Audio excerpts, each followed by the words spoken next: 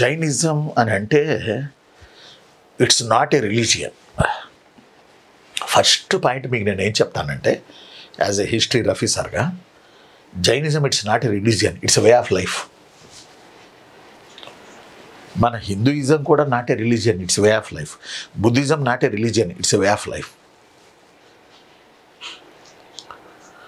మనుషులు తమ విశ్వాసాలను పెట్టుకుని నాగరికతను, కల్చర్ని ముందుకు తీసుకెళ్తారు.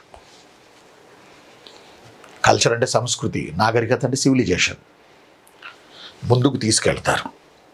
దాన్ని మతం అనొచ్చేమో. But Jainism it's not a religion. Why it's not a religion? జైనిజంలో యజ్ఞాలు లేవు, పూజలు లేవు, బలులు లేవు, అర్థం కాని మంత్రాలు లేవు, అర్థం అట్లా బడ్జెట్ లేదు.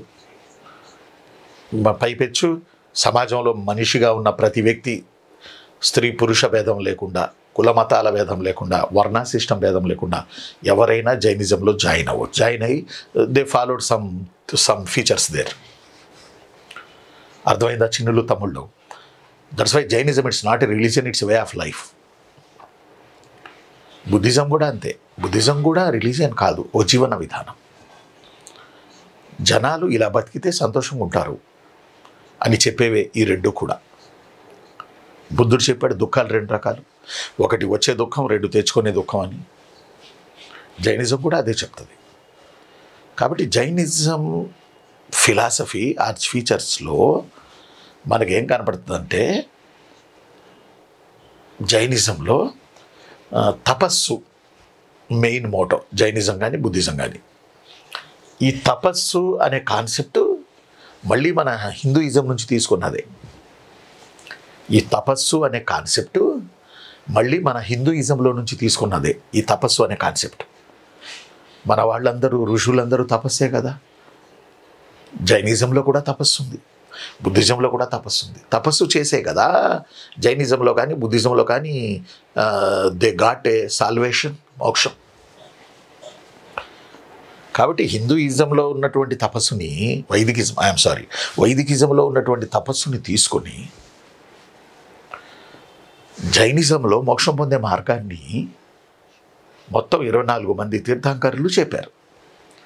24 members of Tirthankaras there in Jainism. ఇలా తీసుకుంటే జైనిజం మన వైదికం అంతా ఓల్డెస్ట్ రిలీజియన్ ఇండియాలో. జైనిజం వెనక్కి 24 మందికి మన పురాణాల టయానికి వెళ్తుంది జైనిజం, 24 మంది వరుస వెంబడి. But Jainism became a very famous in the time of Parshvanatha and also Vardhamana Mahavira. వీళ్ళిద్దరి వల్ల జైనిజం బాగా ప్రాచుర్యం పొందింది.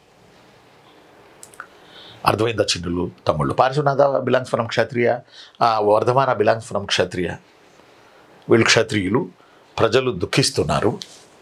ఆ రోజున వైదికిజం సృష్టించిన అస్పష్టత వల్ల ప్రజలు పెయిన్ని అనుభవిస్తూ ఉన్నారు. మరణానంతరపు జీవితం ఏంటి అనేది ఒకటి.